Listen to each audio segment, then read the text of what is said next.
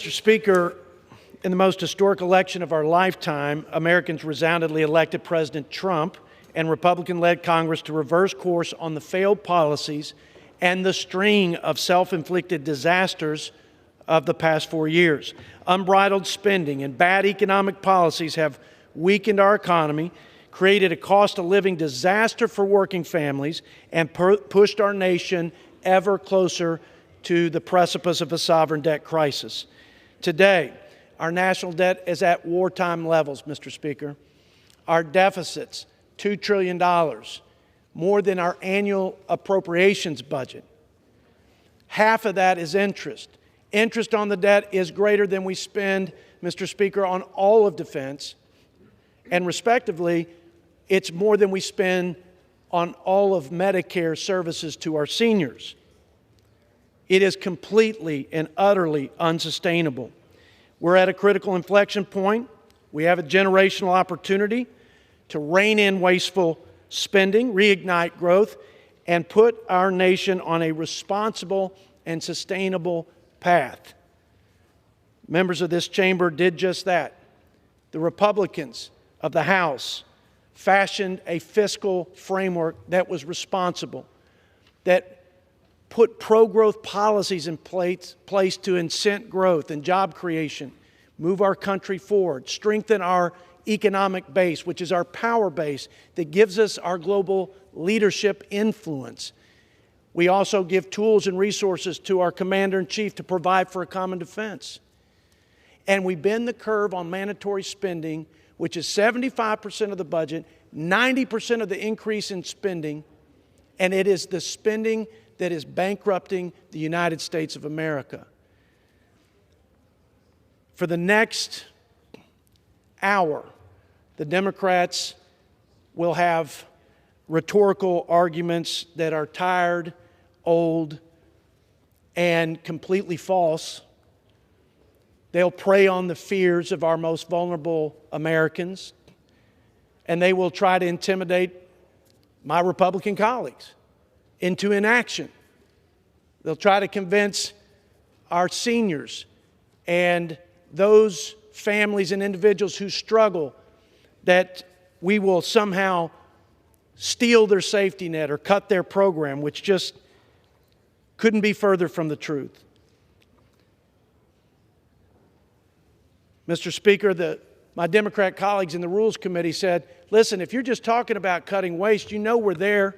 You know we'll meet you halfway. You know we want to ensure that the taxpayer dollars are stewarded, and yet they take out their baseball bat when we talk about the hundreds of billions of dollars in waste, fraud, and abuse, and they politicize it. But when they had full control of the House and Senate and the White House, and they jammed through their Inflation Reduction Act or the American Rescue Plan, there wasn't a jot or tittle, not a single measure of fiscal control or a measure of rooting out waste and fraud. But they say they're with us. Mr. Speaker, instead, there was $2 trillion in wasted tax dollars, opening up health care and welfare to illegals, waived work requirements to able-bodied Americans, trapping more people in dependence on the government. Of course, they also had bailouts for student loans and expansion of IRS by $80 billion, mandating electric vehicles for every American, tax breaks for green energy corporations, and the list goes on and on. They'll also dust off an old playbook where they say that the Tax Cuts and Jobs Act was simply a tax cut for the rich. So just to dispel that with a few points, the Washington Post gave 4 Pinocchios to their claim that it went to the rich and to the corporations. 3 out of $4 went to individuals. And the lower 10% of our income brackets received the highest tax break, and the top 1% actually had to pay a higher share of taxes. In addition, we saw 25-year wage increases. We saw American families, median household families, be able to put $5,000 back into their pockets. And 6 million people were raised out of poverty. So all boats rose on the tide of prosperity. And yet my colleagues, my Democrat colleagues, are trying to stop us from simply extending the tax relief to our small businesses and tax breaks to our families after a 21% inflation tax that they suffered through for the last few years.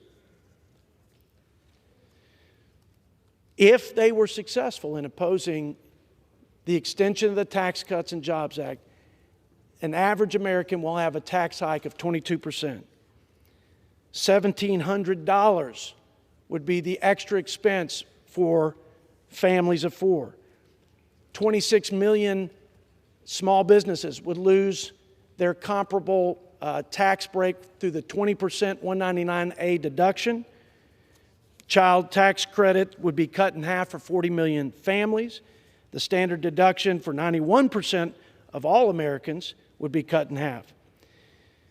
Mr. Speaker, as we unlock the reconciliation process, I'm encouraging my colleagues to hold fast to the principles established in the House's budget resolution.